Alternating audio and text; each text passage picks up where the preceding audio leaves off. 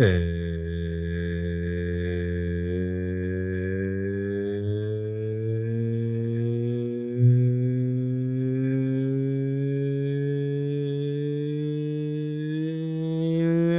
and welcome to this week's episode of The Mandalorian. I'm just kidding. I need to catch up on that. I just thought as I was doing it. I would try to do the whole theme song, but I don't think I can beatbox that well, so it wouldn't go over well. But yeah, episode 61. Great times here with the USA Volleyball Show. That is I believe this is episode 62. Oops, you're right. My fault. Episode 62. That's not your fault. That's just our run of show. It's just a little outdated there. That's all good. All good. It's my fault. I definitely had 62 in my head. That's 61. Sorry about that. All good is there. We're just rolling on through. We're approaching that triple digit mark. I'm excited. Hopefully we can get there by the end of the year. I haven't done the math yet. Maybe we'll look at that later. We'll do the math and see if we can get to that number. I said ooh and did this because I was thinking like, ooh, is that calculated right? We gotta have a lot of special episodes. I had to drop some extra episodes here and there, but yeah, maybe we can get there. Mm-hmm. How are you doing though? How was your weekend? Where are you off to next? I'm sure you're just racking up those airline miles right now though. I am trying to split it. It is. It's a whole process, and I need to just stick with one airline, but it's hard with budgeting and whatnot. And plus, our club sends us on different airlines depending on budgetable, I'll say. But yeah, I actually just got back from Atlanta this past weekend. Beginning of April. Fun fact: there were 6 national qualifiers over this past weekend. I believe 6 national and regional qualifiers. So busy weekend of teams earning bids, and a little bit of I'll say our team, the way we performed in Atlanta was definitely a learning experience, and I'll leave it at that. So very, very, very a lot of learning experiences, I'll say. You gotta have those though. You gotta build yourself up from somewhere. If you start at the top, you can't improve much from there, right? Oh yeah, and we definitely have not started at the top, but learning experiences for sure. For me, that's exciting though. Yeah, like you mentioned, the ton of national qualifiers last weekend, and a lot of teams earning bids, getting ready for nationals. We're right in the heat of it. It's just really exciting for volleyball right now. And just to talk about Big South again, just because I was there and witnessed it, I mean, that Georgia Congress Convention Center is a huge. I've never been. There was we definitely had over 200 courts. I think it was over 220. Really? Oh my God. For a qualifier. Across about 4 separate convention center halls, and like Hall A, Hall B, Hall C, all connecting B and C. Like, it's ridiculous. There are over 2,000 teams there. So I think that's by far the biggest qualifier that USA Volleyball and USA Volleyball regions have to offer. It's insane. Wow, I had no idea it was that big. Mm-hmm. I mean, it's in the name, though. We should have known, right? Big South qualifier. Right? They don't call it Big South for no reason. That's awesome. Yeah. This past weekend, it was actually pretty nice here in Colorado. So I got on a patio on Saturday. I was pretty much there all day. It was nice, soaking in the sunshine. It was like 65 degrees. Make any hibachi while you're on the patio there or anything? No. That's in the garage. I need party foul. Need to dust it off and warm it up for the season. But yeah, no, it was a nice weekend. And just got me excited for summertime. I think this week should be pretty nice as well. I mean, I think be in Salt Lake. It's supposed to snow as I'm going in. So I mean, just perfect timing. Well, soak it in before you leave, though. That's for sure. Yeah, I think today's supposed to be pretty nice too. So I don't have to get outside and go for a walk. Oh yeah, yeah. Well, let's move on to the episode. Episode 62.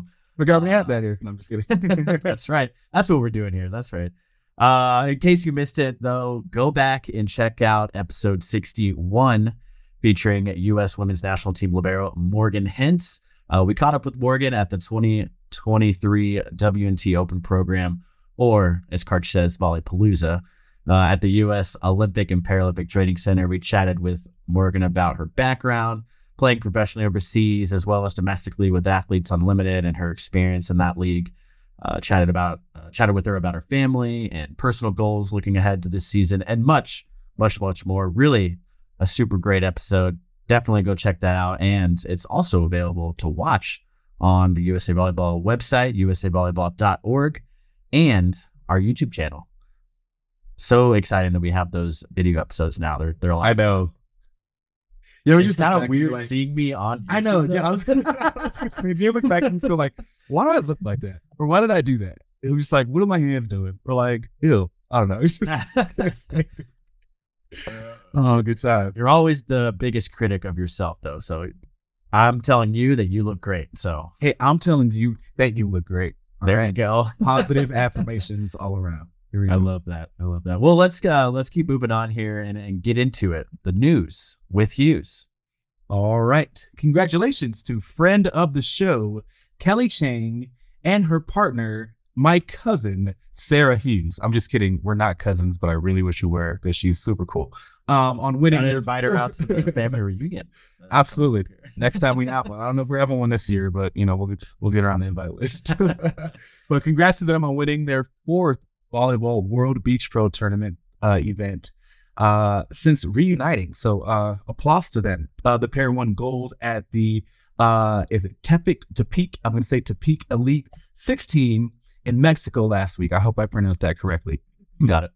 Also, another congratulations to Jordan Hoppy and Charlie Saragusa on taking bronze at the Beach Pro Tour Futures event in Australia over the weekend. Man, they go to the coolest places. Mexico, Australia. I think we said that last week. We got to get on this tour. We got to partner up. All right, we got to partner up and start trading. Like that's how we'll get to the triple digit episode. Yep. Just do a couple extra. Bring this show on the road. Yeah. Bring this show on the road. Yep. Curtis will be our coach. Bam. Right there. Everybody.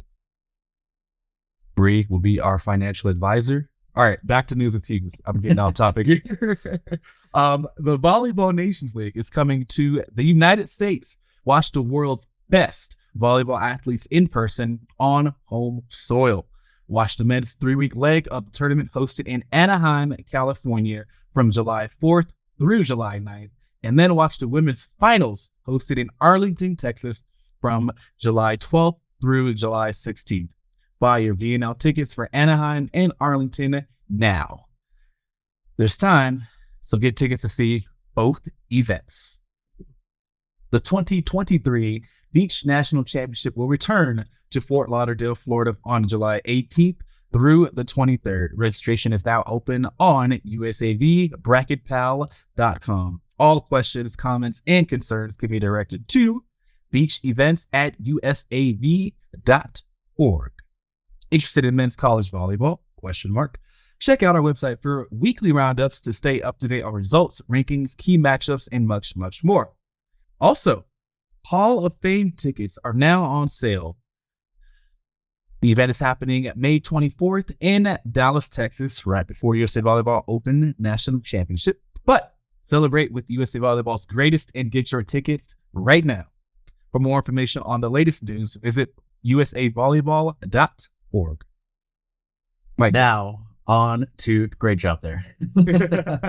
Now on to today's show. We caught up with U.S. men's sitting national team outside hitter Chris Seilkop ahead of the team's exhibition matches at the Lone Star Classic against Canada that just concluded today at this recording on Monday. But hope those went well. I did see one photo of the team signing or doing autographs, and they someone walked through with a croc, so they were signing their croc for them. Of course. So that was super cool to see that. But yeah, great conversation with Chris. We chat about his extensive background in Paralympic volleyball. He's not only a sitting volleyball Paralympian, but also was there for the standing Paralympic volleyball team in '96 and 2000. So we talked to them about those experiences and chat with him about his job outside of the team. Chris is a CEO of several area YMCA locations and camps. But great conversation, like I said, and awesome just to chat with Chris, especially right after seeing him at their training camp, which was I believe in February. But great to catch up with Chris there. But enough from us. Here's Chris. Chris, thank you so much for taking the time to sit down with us. Of course, we just saw you at the men's sitting training camp that just happened. When was that? Early February? Oh, that was January. January. It was cold. Oh yeah, it was a little cold that week. You never know what you're gonna get in Colorado. It's it'll be cold one day and then 70s and sunny the next day. And Yeah, I remember walked to practice Sunday morning, -10 degrees. That's right. That was that week. I fly out that afternoon. I get back to Florida, 81 degrees. Oh my gosh. Did your body just go into shock there? That's awesome. Well, yeah, of course, it was great to see you there. I know we talked for a little bit while you were there, and happy to have you on the podcast here today. So thank you for taking the time to sit down with us. My pleasure. First question, just to kind of kick things off, what are you benching nowadays on the bench press there? I don't bench press. I haven't bench pressed in probably 30 years, actually. Oh, really? Yeah. You never know with those arms you got. Well, that's your triceps. It could be the bench press, but no, it's too hard on my shoulders. I stopped bench pressing probably my late 20s because it was just killing my joints. What's your like go-to workout routine? What's the secret to that physique you have? You know what? Is it KFC? I was talking about KFC before this. Is it KFC? I get one question with guys about that. How come women never ask me that question? Guys ask me that question. Guys in the gym. So my real quick answer is I can tell you, but you're not going to do it. But what the secret is this, and I tell the guys this: eight sets per muscle group. Okay. Most guys only do 3 or 4, so I do 8 sets per muscle group in a pyramid fashion. So you go from lighter weight to heavier weight. I never max out. So the most I'll do is, or the least I'll do reps is 8, and most I'll do is 12 to 15 reps. So it's kind of, I stole that from Arthur Jones, who did Nautilus and MedX. He's like the pioneer of fitness. And years ago, I actually trained his facility in Lake Helen. So Nautilus was made in Lake Helen, Florida when I was a teenager. And so that influenced my workout. But yeah, it's just 8. So honestly, my workout, I'm doing two times a week. That's it, for an hour and a half. Oh, just twice a week? Just twice a week for an hour and a half. You don't like mix up the muscle groups like throughout the week, or is it just full on all muscle groups twice a week? No, I'll do a circuit training as I go, and I never stop. So I have a my zone heart rate monitor, and I keep it above 60%. So I don't stop and talk. So all these guys in the gym, all these kids on their phones, on machines, on their phones, I kick them off. I say, get out of my gym because you don't stop. You don't stop to talk and chat. I don't stop.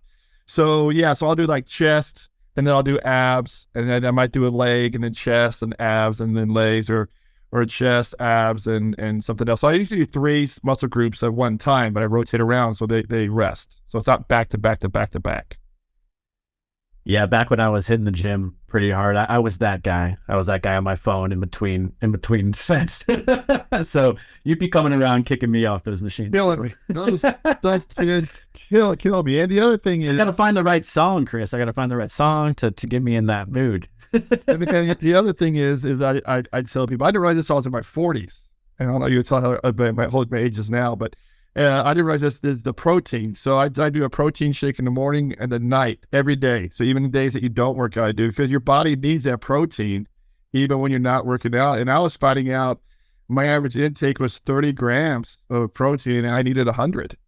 And so once I started taking the protein shakes, I really see some gains, and it was consistent. So I actually had a nutritional deficit going on. That's the other thing that a lot of young guys and athletes, men and women, they don't address the nutritional side of their workout. They only address the routine side. And so you got to cut out all that junk food and other stuff that's not doing your body any good. And those two aspects work in tandem with each other too. Yeah. Chris, this was more than I was hoping for in your answer. We got the whole secret here. We're gonna have to do like I'm not getting paid for this. I know, we got to get you paid for this. No, we got to get you for some like website article or something. Training and nutrition with Chris Seilkop, something like that. Yeah. Fabulous over 50. Oh, there we go. Okay. Laura, I hope Laura is taking notes here in the chat for us. This is awesome. Well, let's move on here. Talk about your introduction into volleyball. How were you introduced to the sport? Oh, you know what? It's so funny. Is I didn't even like it to when I first started playing. I was a basketball player. I grew up playing basketball. 6'6". Always played the game. Just loved it. And even I lost my leg when I was 7 years old in a lawnmower accident. And I grew up playing basketball. My older brothers played it. In fact, my sister played it. I played on a state ranked team and had a chance to play in college a little bit. And it was just until I was graduated and I looked for an opportunity to play on I heard about something about the Paralympics, but not these were like 92 or so. Heard some, because back then we didn't have the internet, so everything was in magazines. And I was looking for a basketball, like standing basketball, and there was none. All I had was wheelchair basketball, and I really didn't want to play wheelchair basketball. It wasn't my thing. In wheelchair basketball, you got to know how to maneuver a wheelchair, and that was something I had no skill in whatsoever. So they didn't have one. And then one day I was sitting in my prosthetist, the doc guy who makes my legs, his office, and I saw a magazine article on the Y-ball team. I said, I said, no. And then the next month, Y-ball magazine came out with an article on the U.S. standing disabled team. And a friend of mine saw it. He brought it to the office and said, hey, look at this. And I said, you know what? I just want to play to prove how good I am with other amputees. I never saw another amputee. Again, I'm in Florida. The God's waiting room, as we could call it. All the other amputees I saw were like 60 years old. Never saw another my whole life. I never saw another amputee my own age ever, up to 24 years old. Wow. Yeah. So I said, oh, look at these guys. I bet you I'm better than they are. So that's kind of how I got into it. But I will say my interest in volleyball was actually the 84 Olympics. Was where I was first introduced to volleyball on television, watching it, and I saw Karch Karai pancake a spike. Coolest thing my whole life I ever. I said, who pancakes a spike? I mean, you pancake a tip, all right, but no one pancakes a spike. This is international volleyball. And I said, that's the coolest thing I've ever seen. I want to do that. Man, the reaction speed for that is just mind blowing. To have that instinct to do that. Yeah, it just blew my mind. I didn't know about the sport, and it blew my mind. So that's cool. That's what I want to do. So as you were introduced to the game, what were those? I think you kind of tease it a little bit, but what were those rude awakenings you had right when you started and figured it out that maybe you did have some stuff that you wanted to learn that from the pros that you were now competing with? Yeah, the biggest wake-up call is passing is hard. Especially, yeah. Getting the ball's easy. Pass the ball's hard. Yeah. Karch made it look way too easy. I feel like my co-host Clarence and I talk about this all the time, is hitting, especially on the men's game, for the men's and boys side. I feel like hitting is like what gets you into the sport. And I don't know if that was kind of the same feeling that you had, and then when you figure out you got to pass too, serve, receive, that's the hard part of the game, right? Yeah, I was brought in, so I'm 6'6", BK, blown the amputee. I could jump. In fact, when I tried out for the team, it was during a tournament they were playing in Atlanta, and I had on sweatpants, and I warmed up, and I didn't know later, but the guys thought I was some able-bodied guy who hopped on the court to hit hitting lines with them. Right. But so I was a middle blocker, so he put me in the middle, and that was my job. As I think it was Bob Samuel said from the 96 middle blocker, only two ways to hit a ball as a middle blocker: hard and harder. So that was my job, was hit the ball hard. And then all of a sudden, give you a quick story, 96, there's a rule change for our classification. Something happened, and I end up passing in the medal rounds of the 96 game. So I go from being hidden in the corner, I think we had an injury or something happened, and I'm passing. And we play in Poland, right? We play in Poland in the bronze match. I've been playing the game for 2 years, maybe, all right, as a middle blocker. So I'm a middle blocker and primary passer. Never happens, right? Poland, I see the guy gets about 10 feet behind the end line. Because, when we play, we don't have no much of the end line. The courts, they're small. And you play in these multiple court, situations, 2 courts in the gym, whatever. He's standing 10, 15 behind the end line, 15 feet behind. I'm not going, what's he doing back there? What's he going to do? All of a sudden, he just unloads this floater from hell. This thing's moving like 4 feet back and forth on me. And I'm like this, trying to figure out. That's what I learned. Passing is hard. He literally served me off the court. Only time in my career I got pulled off the court. Didn't do much for the middle blockers can't pass out. Yeah, hold on, that stereotype, it did not. But 2 years later, they changed it where you could pass overhead, because back then you could only forearm pass. Oh, right, yeah. Yeah, so you could only so you could use your hands. So then when you use your hands, well, now I got hands. So then actually in the 2000 games, I was moved to a primary passer as middle blocker all the way around. And I'm proud to say I had 127 attempts, 78 excellent passes, and only 2 passing errors for the entire games. So middle blockers can pass. Breaking the stereotype. I like it. That's awesome. Well, yeah, you kind of dived into your history there with USA. I kind of want to stay on that train. Talk to me about, and we'll go into like your years that you've played, the quads that you've played, but what does it mean to you to represent USA for the Paralympic teams? It's a special feeling. It's you do it long enough, the newness wears off, but the pride's still there. So you don't have that excitement like when I was in 96. It was it has all the sparkle to it. But as you get older and you do it, you better understand the pride behind it, of what it means, of everyone else who, work to provide that opportunity for you to be on the court, because it's not like you just show up and magically there's a U.S. team that goes, that plays. There is so much that goes on behind the scenes. And the older I get, the more committees I sat on, the more boards I'm on now. World Paralympic, USA Volleyball, different committees for USA Volleyball I've been on, and World Paralympic, and you see what goes on behind the scenes.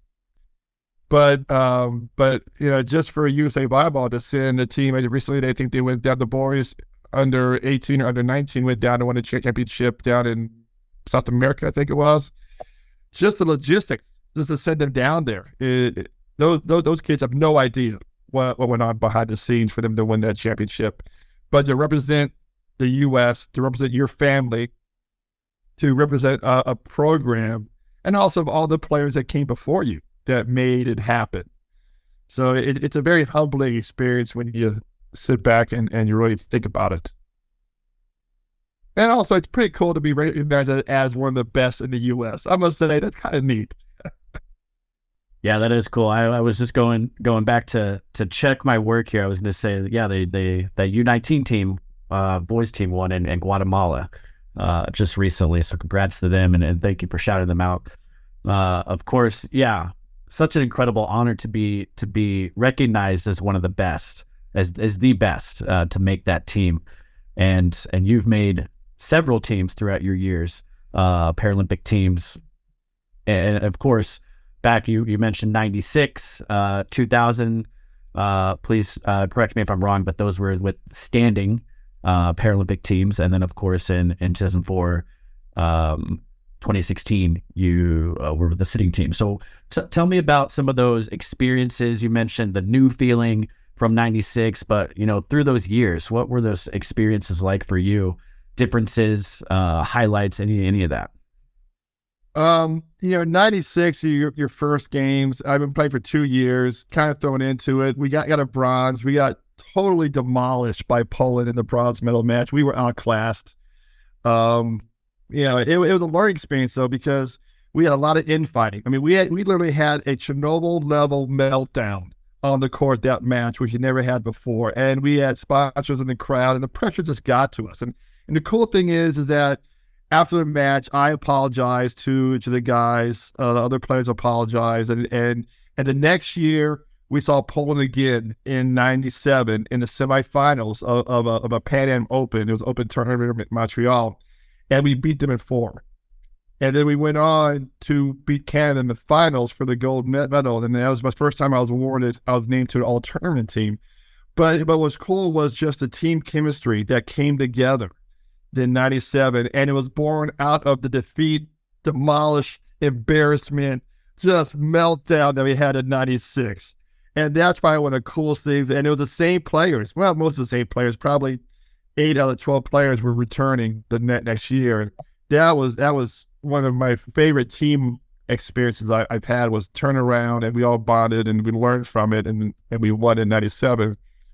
2000 was probably the most bitter loss experience, much worse than '96. 2000, we were favored.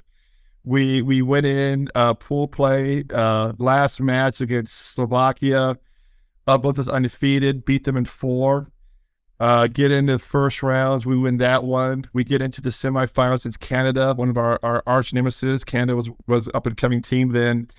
Up 2-1. We lose game 5, 15-13. We get dropped down to bronze. We're playing Slovakia again. We beat them earlier. We are up 2-1 again. We lose that match 16-14. So we finished up in 4th place, and we only lost 2 matches by a total of 4 points. Wow. Crushing.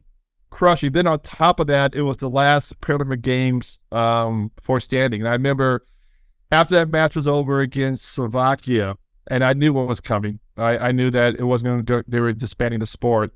I literally sat on that court for probably 45 minutes, just sat there, and just couldn't believe that was over. Devastated by the loss, but then in fact, I do motivational talks, and I tell a story so you get a ring. So whenever you go to the Paralympics, you get a ring. I couldn't look at that ring for 2 years. It sat in the drawer. Couldn't even look at it. I was so devastated, so disappointed, because you worked so hard to get there. And you're up 2-1 twice, and you blow it twice. It's just a hard thing to live with. It's such a hard thing to live with. But it's part of sports, and you grow from it. Eventually, I got over it. I grew from it, and I learned a lot from it.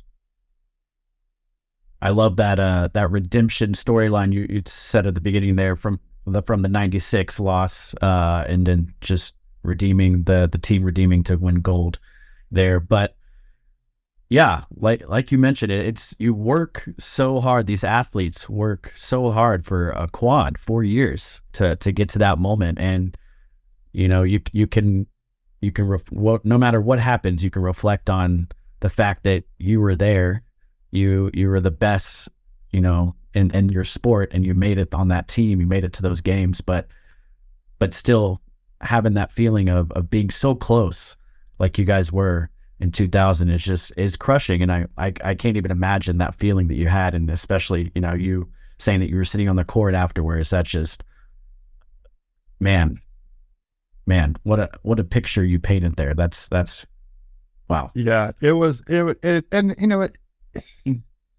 wasn't. It was bad, but we had other defeats, afterwards. But one thing that I've learned is, and I do this in my talks, is that me and defeat, we're on a first name basis. He knows my name as well as any other name, but you have to learn from it, and you learn from it so many times. And unfortunately, it's like experience. You do it enough times, you get better at it. But for me, it's what I've learned is I'm not afraid of failure.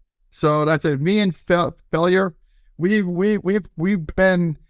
we've been down that road a number of times. And when you're with so many times, you don't be afraid of it. And when you're not afraid of failure, this is what I teach the girls I coach. When you're nervous, who makes you nervous? Your coach. You make you nervous. So you make yourself nervous. When you realize that, and why you're nervous is because you're afraid to fail. That's why you get nervous. You're afraid of being embarrassed. You're afraid of letting people down. It's fear is the problem. So when you get to a point where you're not afraid anymore, then you don't get nervous anymore. So, and I'll give you a quick stat. That last year, USA Volleyball CR Sitting team, before Worlds, I don't know what happened at Worlds, but before Worlds, I was 5 for 5 on game point swings. If we look at points, over 20 points. So once our team got to 20 points or more, now I was 4th in the team in kills. But when our team had 20 points or more, I was 2nd on the team with kills, 1st in hitting percentage. Wow. So you get to a point where you fail enough, you're not afraid of it any longer, and you don't worry about it. Because I remember Cart said something I read is that when you're as prepared as you can be, then you just do your best, and you can't be afraid of anything, because you're as prepared as you can be. And sometimes the better team wins, and sometimes that's not you. But if you've done your best, you're okay with it. But you have to internalize that and believe it. If not, then you're going to still always be afraid of failure, and you don't get nervous. So that's what I try to teach my girls is being nervous is being afraid to fail. And you can't be afraid to fail. I love that. Yeah. Probably more freeing to, once you realize that too, to know that, yeah, like you said, you put in the work, you did everything you could, but sometimes the other team is just better, and that happens. And that's what I learned. I mean, I tell another story, 2007. And my girls, they were upset because we haven't qualified yet for nationals. We got to the semifinals last tournament. We didn't make it to the finals, but they were disappointed. And I said, girls, let me tell you something. Not 2007 Pan Am Championship games, gold medal match, game 5. We were down 13-8. We fought back. We're down 14-12. And I can tell you that 4 years earlier, in 2003, I had the tournament winning spike out of the back row that put us into the 04 games in Athens. So down 12-14, game 5 to Brazil. We're on a comeback. We're on a roll. We're rolling. I'm playing right side. I get the set, and I hit that ball. I crush it out of bounds. And we lose the match. We lose our bid to Beijing. And I said, ladies, you know what? We lost, but you know what? The next day, the sun came up. Yep. Life went on.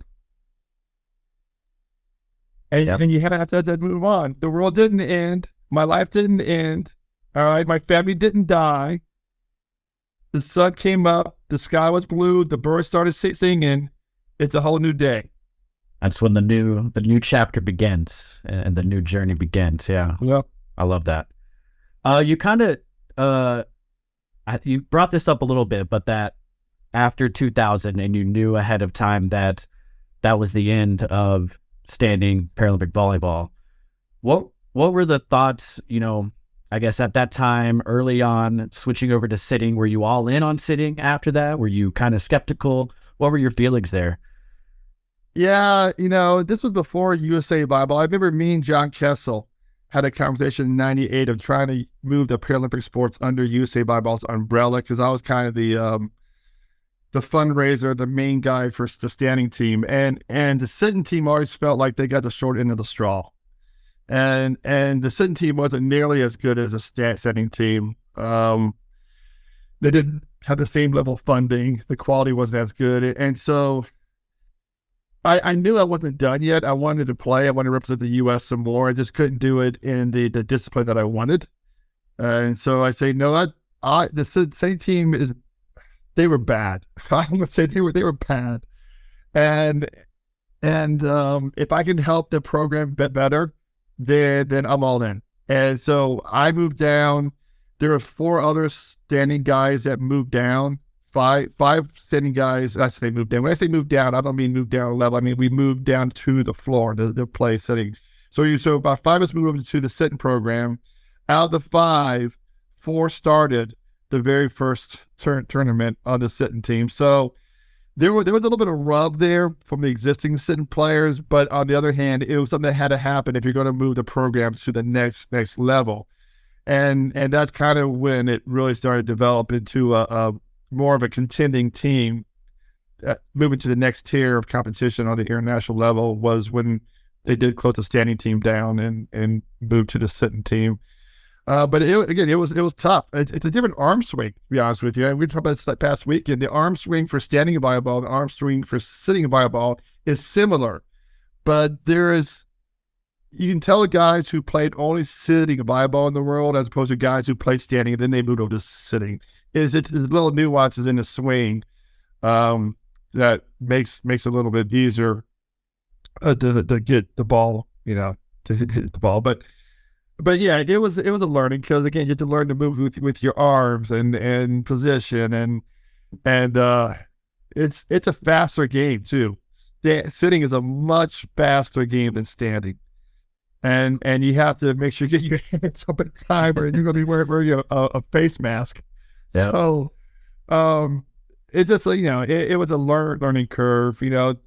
Blocking the serve, stuff like that. There's a little difference between standing and sitting, but if you ever talked to Kevin Barnett, so Kevin puts in the team, and Kevin's a friend of mine, and he always likes to give his opinion on the court through the net about stuff. You think he only commentates off the court? No, he commentates on the court also. 24/7 now. He's always commentating on the court. But he gets a team up from California. And so Kevin would be a good person to talk to about the differences of standing volleyball and sitting volleyball. That's awesome. Yeah. Did you have any, I guess that transition from standing to sitting? What were those struggles early on? Was it the speed of the game? Was it the mental, like you mentioned, moving around with your arms kind of become your legs sort of, what were those kind of early struggles for you? Moving by far. It takes years to really retrain your brain and have your hands on the floor and ready to move and also how to move. That's the other thing is I really didn't learn a good way how to move until after I retired and came back. So it's the moving part is so key. I remember Bill Hammer, that he was our coach at the time in 2002, the men's team. We were playing in Egypt, and he said he was talking to another foreign coach, and the foreign coach says, your U.S. team, you're big, but you're very stable. Meaning we don't move at all. Yep. That's awesome. I love that. You mentioned retiring, and that kind of brings me to another question I had for you later on. Was what brought you to the decision to retire, and then obviously what brought you back to coming back to the team too, and continuing to compete? Yeah, I talk about you play until the sport's not fun. And I actually retired for about a year in between 2000 and when was it? I think it was like 2005. I think after Athens, I took a year off because it just wasn't fun for me anymore. And Athens was a success for us for the program. We finished, I think, in 6th highest we were finished, and I led the team in scoring and stuff. But it just stopped being fun. And I took a year off. I came back, and then 2007 I stopped playing, and that was more of family life. So I had 2 girls. One was 7, one was 4, and I wanted to coach them. I mean, I work in the YMCA, and they're going to come to the YMCA sports. I want to be their coach, and I want to be involved, and I didn't want to be away on Saturdays and like I am a lot of times now, and then also the side was career. I wanted to be a CEO in the Y, and I knew I had to focus on that, and so it was a combination. It was this whole combination of things that just kind of came to a point where I made a decision. I gotta, I've been playing sports since '95. At that point, I put my years in. I think maybe it's time for me to go do something else for a bit and focus on my family and my career. And that's what I did. And that's what drove it. And then Then in 2015, I get a phone call from old setter who had also retired, Jose Zabala. And I was in Texas. I was a CEO in Texas, and he calls me up. He goes, Chris, Team Florida Regent, Steve T. Bishop. He's getting a sit team together for the Open. We want to know if you want to play. I said, Jose, I'm in Florida. I mean, I'm in Texas. I don't know if I qualify. I was, no, you still have a house in Florida, right? I go, yeah, well, then you're good. I said, man, I haven't touched a volleyball in like years. I don't think so. He goes, look, Steve will pay for your airfare, your hotel, and you'll get some spending money. I said, I'm in it. I'll play it. All right. It's good. Sold. So he was getting a team out for the Open, for the U.S. Open in Detroit that year. And so we went. We actually won it. We got gold. We won the tournament. And after that night, we went out to dinner, and two of the guys came with us who weren't on our team. They were on other teams, but they were on the U.S. team at the time. It was J.D. Morocco and Charlie Swearinger. And they came to dinner, and there was like 8 of us. And the banter that went on at that dinner was so freaking funny. I laughed the whole time. And I realized I sat and again, I was in Texas, all my friends were in Florida, and I was a little bit isolated. And that whole time I sat there and said, you know what? That's what I miss. I miss the team chemistry. I miss being on a team. I miss the environment. And they asked me, they go, hey, Chris, we could use you. We could use you on the national team. You still got skills. You got size. We qualified for Rio. Would you consider coming back? And it happened to be that same year, 2015, me and Eric Duda, who played together, Eric's on the same team also, we played in a beach tournament in Thailand that year, and we got silver in the beach tournament. And he was kind of working on me from the other side, going, hey, Chris, we could use you coming back. Hey, you actually now have a stipend, and you get paid, and you have insurance, and something we didn't have back in the day. I said, oh, all right, that's like, maybe I'll do this. So sound too bad, yeah. Yeah, that's not bad. So it was kind of, I like the guys. All right, so I met most of the guys at the Open in Detroit. Great guys. I liked them. Funny, good to get along with. And then the other side was my daughters were older now. They were all in high school. They didn't play any sports any longer. So I didn't have to, I was freed up from that responsibility. And it just, everything kind of met. And then I tried out for the 2016 team, and I made it. And I ended up starting, which I didn't expect to start, but I started all the matches, and so yeah, it was a great group of guys. I mean, I really, and the difference is, and I tell stories. My first stint, I guess, with the U.S. team, I played to win, and that was my focus. My second stint, I'm playing to enjoy the experience and to enjoy being on a team. And I will say, my first year on standing team, I did stuff that probably was not the best team chemistry stuff to do because I was young and stupid. So, and so I had a situation when I came back in 2016. You had 16, 17 guys vying for 12 spots. The team had already qualified for Rio. Oh, here's this guy who used to play, all of a sudden walking in, taking a spot of somebody else who's already there. So I had a lot of careful, I'd say groveling, but I had a lot of really creating relationships I had to make with players who kind of resented the fact that I may have taken their friend spot who was on the team. I just came in from retirement and they thought I came in just to play on the Rio team, that I'd be gone, just for the experience. And I had to tell them, no, I'm back for a while. I'm not here just for one year. So I really had to change how I approached being on a team compared to my first stint when I was the guy. I was the main hitter, you know what I'm saying? So I had to be a role player now, which I was fine with. I didn't want to be the main guy. I wanted to be a role player. So it sounds like we got Eric Duda to thank. We got Florida Commissioner Steve Bishop to thank for bringing you back in here. No, it's Steve's fault. Don't blame him. It's his fault. He's the root of all this.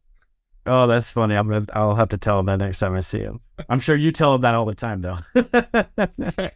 Yeah, that's awesome. Kind of moving off the court a little bit, I should say, and you mentioned this before, but your work with the Y. Can you talk about your role with the YMCA and what you do now and everything you do with the YMCA? Yeah, the YMCA is my only employer since I've been out of college, in college. So I've been with the Y 28 years full time, 32 years part time.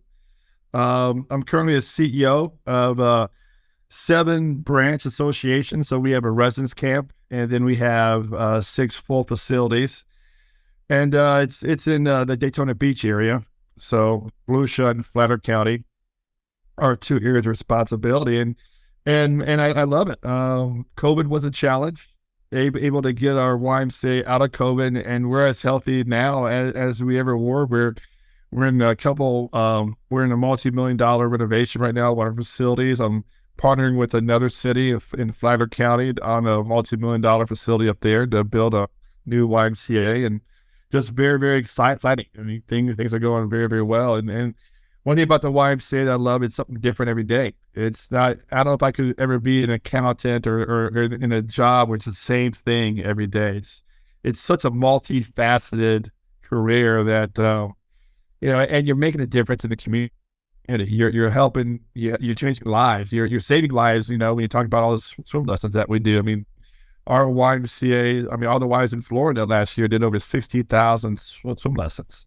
Wow. Drowning prevention, especially in Florida, is such an important program to have. And so we have 7 pools, and so we do tens of thousands of swim lessons every year, and that's a big thing.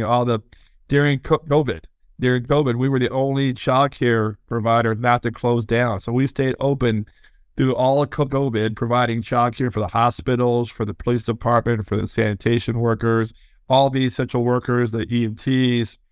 So, very, very proud of my staff for doing that, because I gave them a choice. And you can stay home, or you can not volunteer, but you can come in and work. And staff, we're going to come in and work because the community needs us. They need that service. That's so cool. Yeah, I was going to ask you what you enjoy most about it, but yeah, it sounds like just the rewarding aspect of giving back to the community is kind of what drives you to continue that work with the Y. That's awesome. Yeah, the kids, really. The kids, yeah. It's the kid.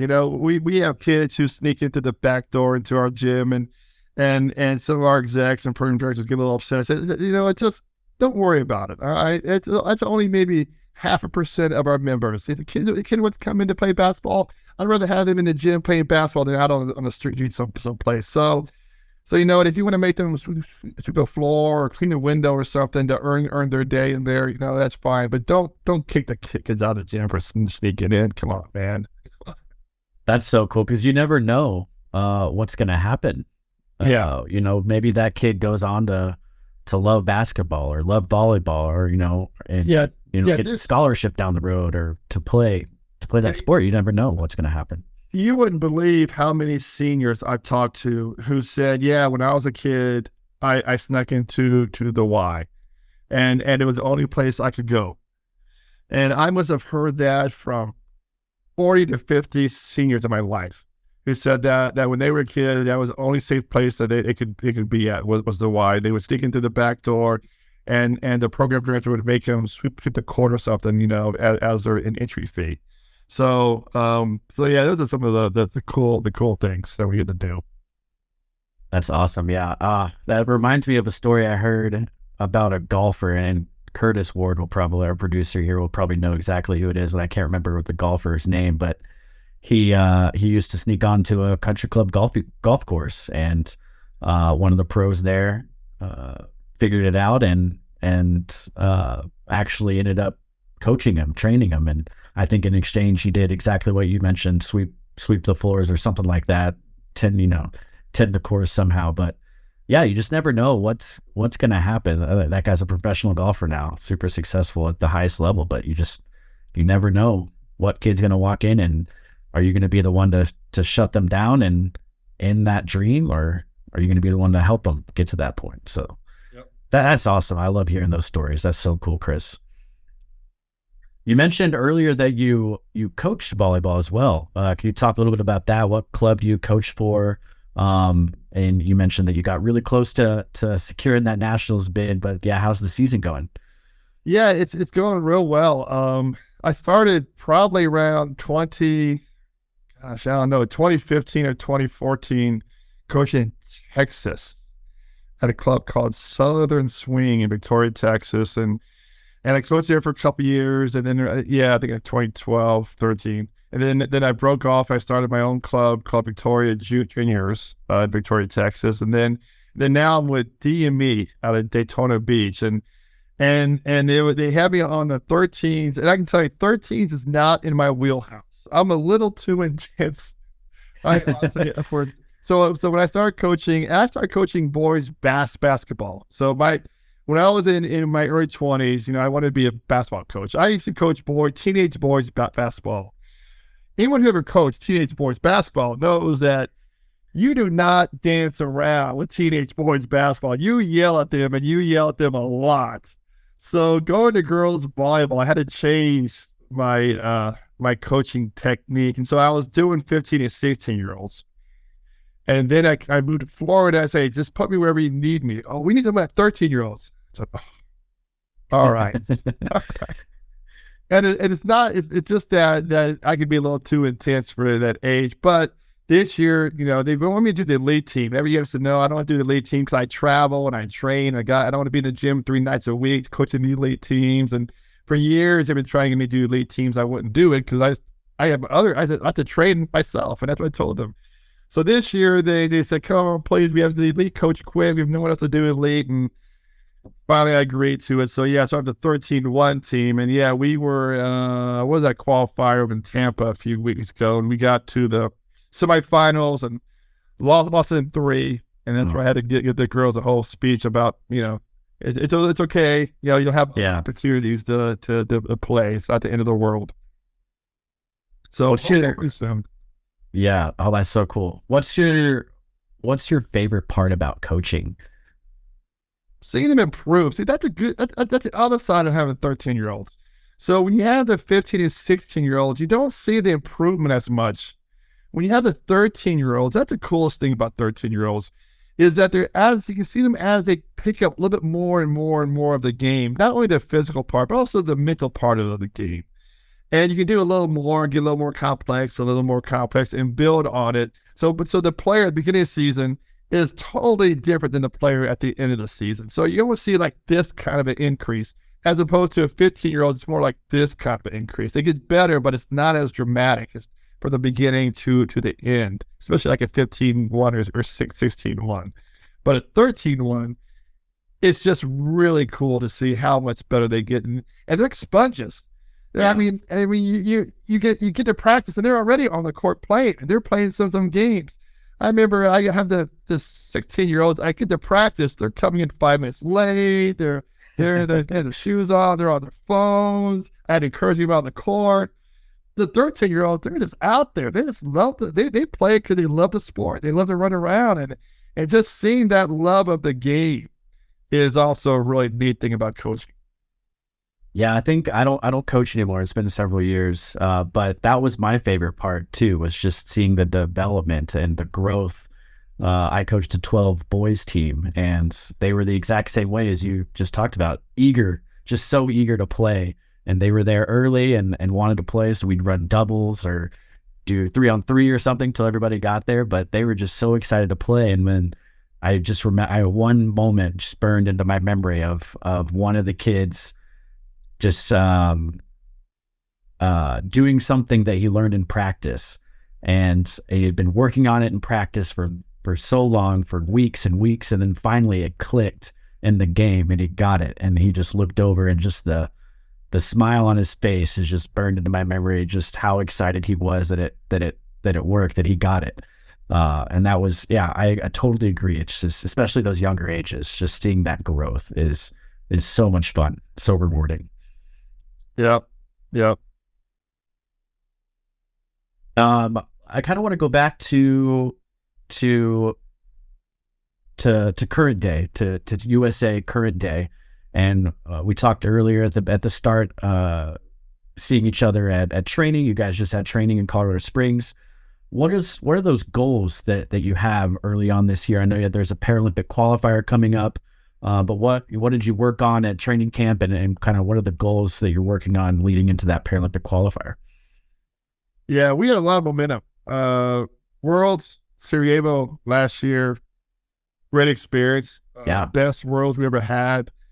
What did we finish? 6th, I think it was. 6th, yeah. Best finish at Worlds for the program. Yeah, and we played. I mean, we took a set off of Bosnia, the number 2 team in the world, and we've never taken a set off of Bosnia. And in fact, the only team that took a set off of Bosnia besides us was Iran, who actually won it. And anyone knows anything about sitting volleyball knows Iran has just been a juggernaut for decades. Powerhouse, yeah. Yeah, Iran does not rebuild. Iran reloads. I mean they got guys 8'2". So I mean that's enough. Literally 8'2".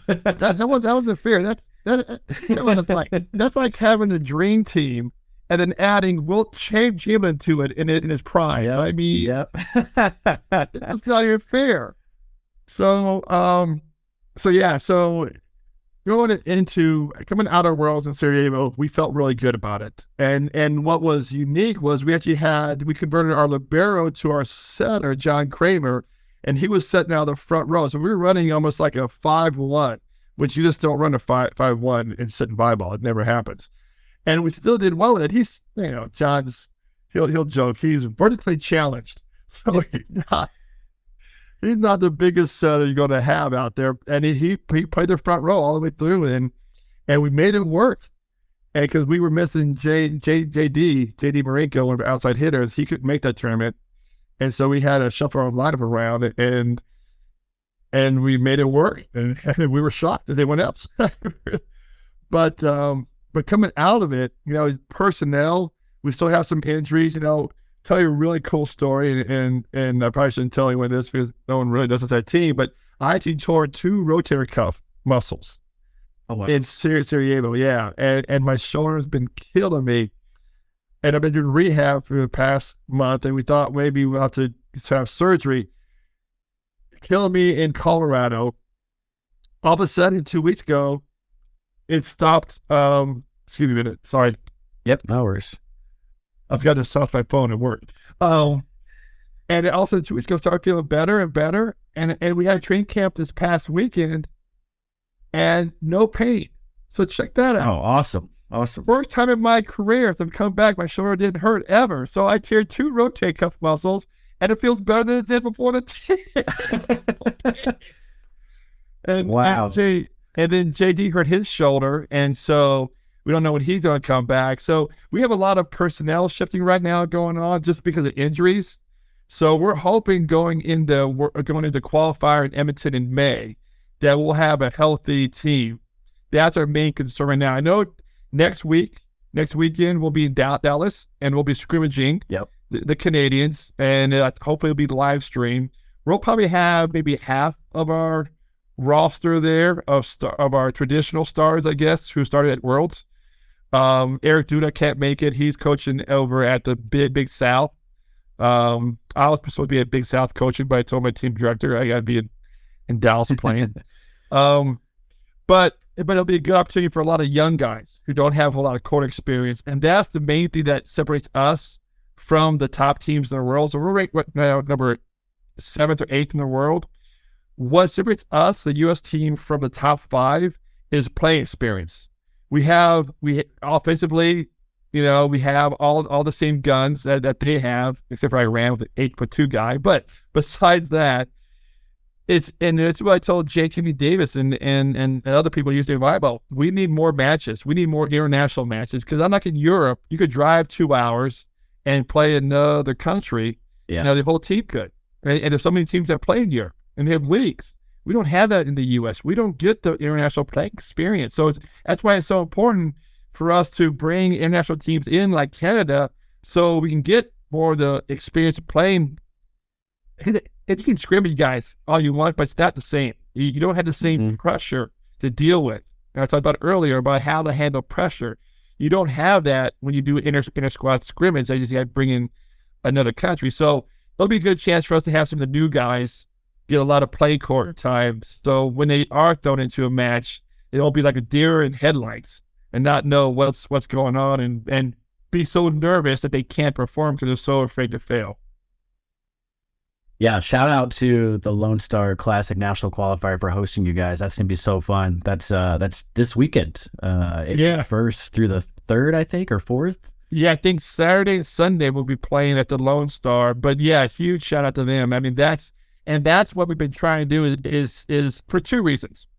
Is have more sitting volleyball at the qualifiers. I know Boston has been doing it for years, and shout out to them because they've been huge supporters of sitting volleyball. I went up there right before COVID and I did a clinic, and hey girls, they had coaches coming to our court pulling girls off to go in their matches.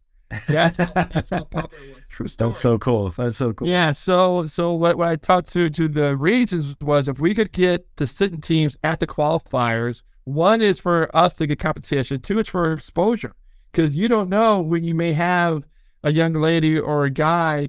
Like that in Boston, I had a kid who was a BK amputee who was playing for a standing team. I said, hey, come on over and see what volleyball's about.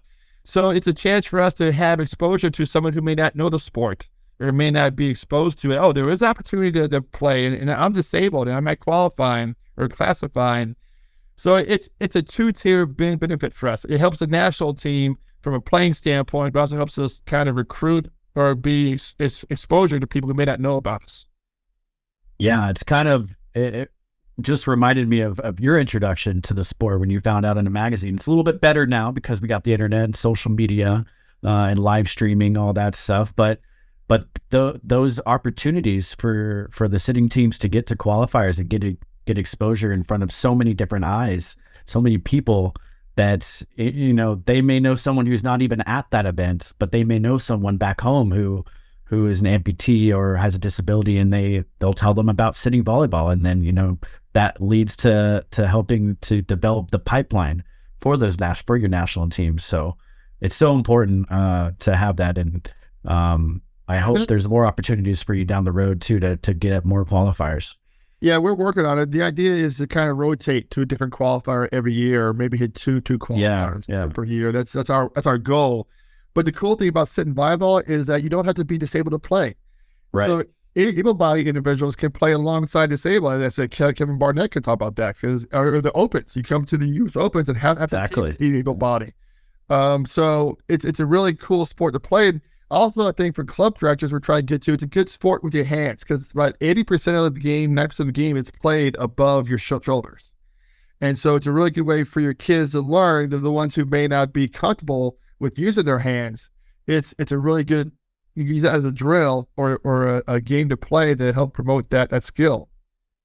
Yeah, almost like cross training for that particular skill. That's awesome. Yeah. Do you bring into sitting volleyball into your clubs at all?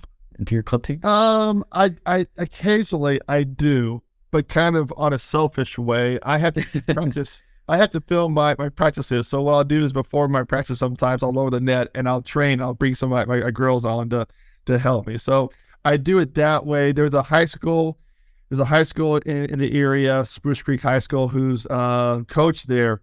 She's also the PE coach, and so she brings me in for 1 week, or they do a week of sitting volleyball there for all the students. So I'll come in and I'll do some demonstrations for that.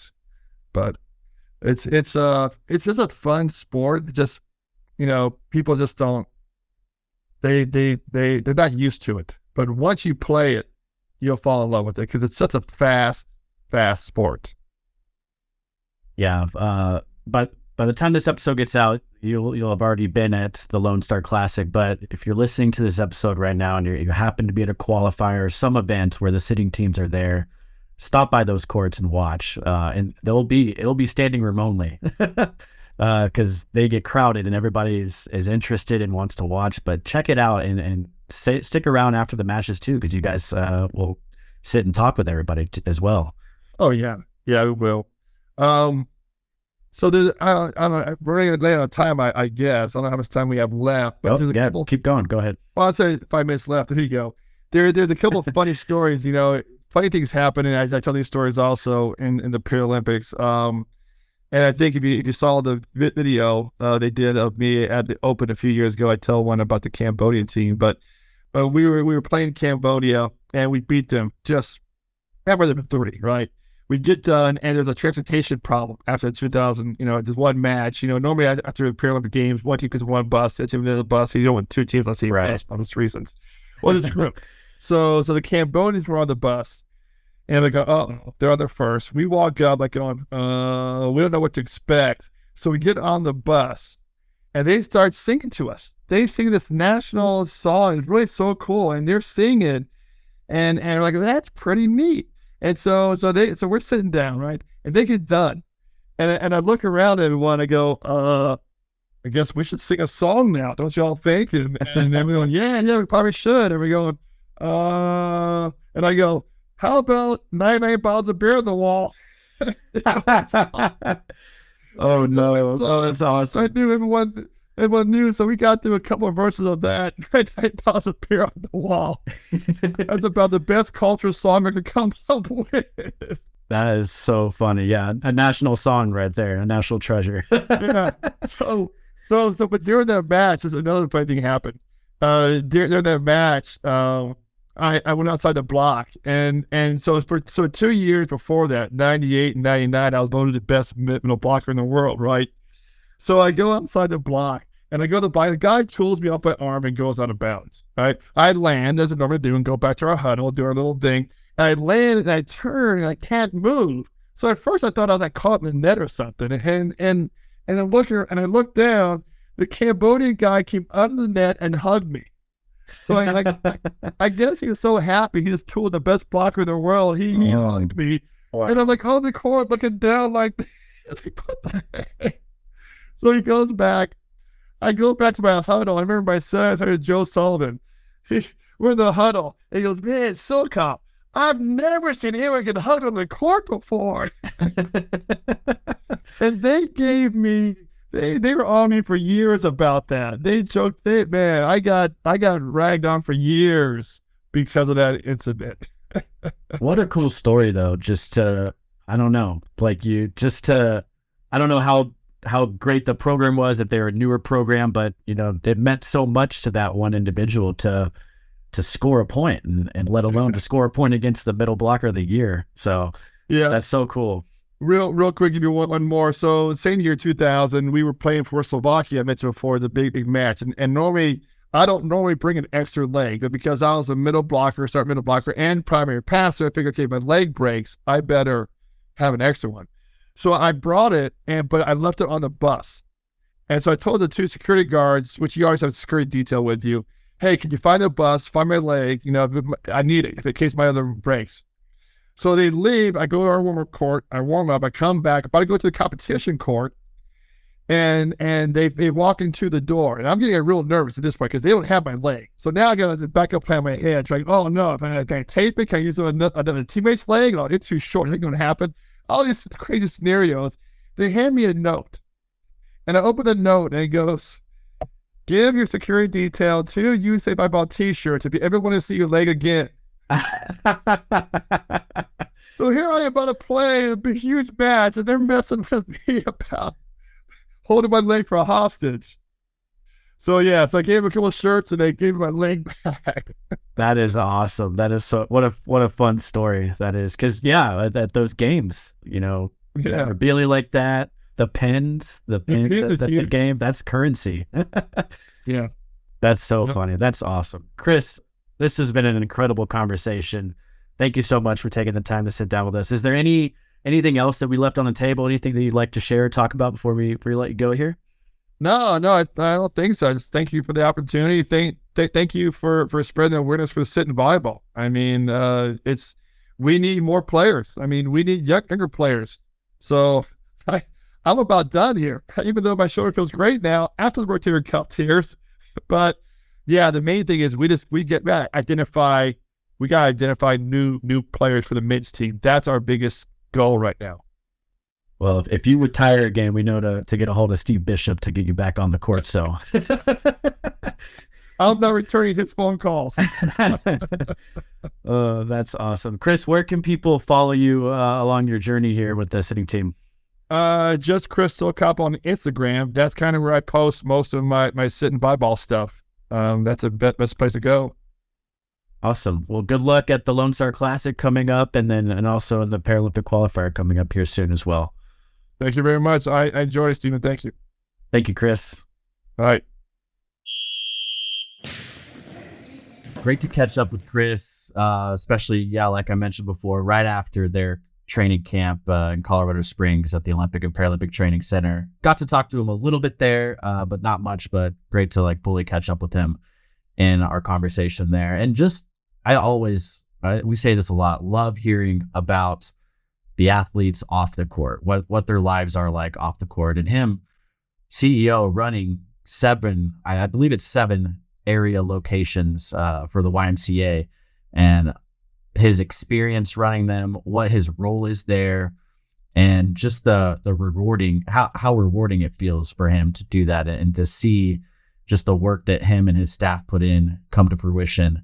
And one of the cool stories was that he shared was some kids come in to play, basketball, shoot hoops, or whatever, any other sports, and they might not be members of the YMCA, but Chris, lets that slide, and they might help him out with, running a camp or doing cleaning up the gym or something like that in exchange for getting to shoot some hoops. I just thought that was such a cool story because, like him and I talked about, you never know, what that impact will have on that kid. Just being nice and letting them come in to play a sport that they love, and where that could go from there. They might get a scholarship, they might go pro. You just never know. And it starts there with that interaction, and that's just such a cool story that you shared. Yeah, I think that was really unique that I got from that interview as well too. Again, like you said, I'm really just standout portion of it. I mean, you just never know how far, how deep that resonates with somebody who, can't necessarily, afford a gym membership or gym time or court time or any type of time there too. And, there might be a full circle moment with, any one of those, people he, gives that opportunity to. And, it's give and take. Yes, I help you, get into the gym and do whatever you need to do. And then, you help us out on front end by running a camp or anything like that too. I think that's really, really, really, really, really great to hear that's being done. I mean, it just, just to add to, what we're trying to do for Opens this year with, the special Olympics North America group, we're trying to, just host a free clinic for them and, host a free volleyball clinic for, a local awesome. Inner city club that'll also be around the area in Dallas this year too. I mean, again, pay to forward, pay every opportunity to get forward to just teach the game, that we all love to people there too. So that's really, really, really, heartwarming to hear. Yeah, and I'm sure you really appreciated his story about his retirement. He retired from after standing volleyball in the Paralympics was done. He kind of took time away from the team. Actually fully retired, and spent time with family, his career, but he was convinced to come play at Opens, play in the sitting division at Opens, and he just loved being around the team again, the men's team, and just the stories they were all sharing from back in the day and current day, and just having a great time. And that kind of sparked his fire to want to work to get back on the team. Mm-hmm. And even earn a spot at Rio 2016, the Paralympic Games there, and still currently with the team now. So I think you mentioned Steve Bishop was one of the driving forces with the Florida region, getting him back there. So thank you, Steve, for getting Chris back on the team. Good old Steve Bishop. Good old Steve Bishop. Yeah, persuasive that one. That's right. And just a cool kind of tie-in with Opens there in the Open Sitting Division, returning this year to the championship in Dallas. So super exciting for that. I can't wait. It'll be my first time experiencing it too. So nice. I'm excited. You'll have to get down and play a little bit, even just like in warm-ups too. 100% I am. Yeah, that'd be a lot of fun. But such a great conversation with Chris. Thank you again to Chris for taking the time to sit. I know he was getting ready, packing for the exhibition matches in Lone Star, or at the Lone Star Classic in Dallas. So thank you again. Another very big tournament, by the way, too. So that's a lot to prep for. Yeah, that's right. Yeah, and they had a pretty young squad, from what he was saying, which I hope they got some great experience, great international experience competing against Canada, and just helping to build that pipeline even further. So looking forward to hearing more about that and how that went. But thank you again, Chris, and sharing those stories from both your experiences with the standing Paralympic team and the sitting Paralympic discipline at the Paralympic Games. It's just so unique because he's one of the few. If I think he might be the only one now that's had the experience. Maybe Eric Duda. I'm sorry, Eric, if I'm aging you a little bit there. That's gonna come after you. But yeah, just such a great person to talk to about all that. And if you're interested in following his journey, if you're interested in following the men's journey as they gear up to qualify for Paris, you can follow Chris on Instagram at Chris Seilkop, and the men's sitting team at USCB_sitting_MNT to follow their journey to, again, qualify for Paris. They have a qualifier event coming up, I believe in May. Let me check that right now. Yep. They have the Pan American Zone Championships on May 9th through the 13th in Edmonton, Canada. So good luck to Chris and the team in that. All right, Stephen, I'm going to need you to go ahead, take a breath, grab some water, because now it's time for upcoming events with Stephen. I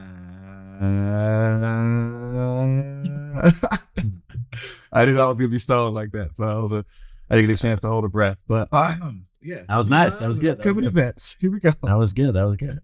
Like we talked about at the top of the show, we got a lot of national qualifiers coming up here. It's been season. Starting with the Show Me Girls National Qualifier Weekend 2 in Kansas City, Missouri. That's April 7th through the 9th. The Northeast Girls National Qualifier, April 7th through the 9th in Philadelphia.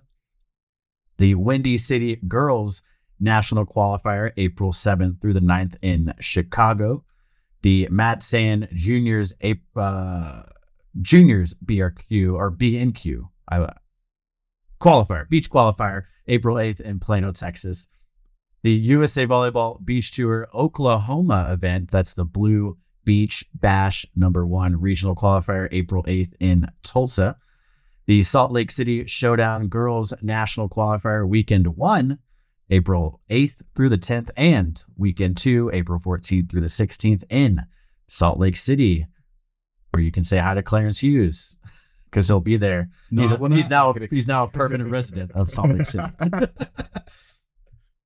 The SSOVA's April Treasure Island Beach Volleyball Tournament, April 8th through the 9th in Treasure Island, Florida. The Lone Star Girls National Qualifier Week 3, April 14th through the 16th in Dallas, Texas. The Northeast Girls National Qualifier Week 4, April 14th through the 16th in Philadelphia. And the USA Volleyball Beach Tour SSOVA April Qualifier in St. Pete Beach, Florida. That's April 15th through the 16th. And the Mad San Junior April 16th qualifier in Plano, Texas. Good luck to everyone competing in those events, and shout out to the USA Volleyball region setting up and hosting those events. More details on all upcoming events can be found at usavolleyball.org. Now, breath. That was a lot. Once again, that was a lot. Moving on to the pro side of things, we have the 2023 Beach Pro Tour Futures in Tahiti. That's April 4th through the 8th in Tahiti, French Polynesia. We have the Beach Pro Tour Challenge, April 6th through the 9th in Etapama, Brazil, and the Beach Pro Tour Challenge in Saquarema, Brazil. That's April 13th through the 16th. I think we got a pretty good lineup of teams going to those events. So really exciting to see how they do, and good luck to those teams competing in those events. Oh, yeah. Clarence Hughes and Stephen Mutson will also be on the tour there. We'll be in all these amazing cities. 100%. Yep. Mm-hmm. Yeah. Brazil will be nice. Yeah. Mm-hmm. Can't wait to go there again. I'm just kidding. But remember, listeners, you can rate, review, share with friends, families, and teammates for those that applies to.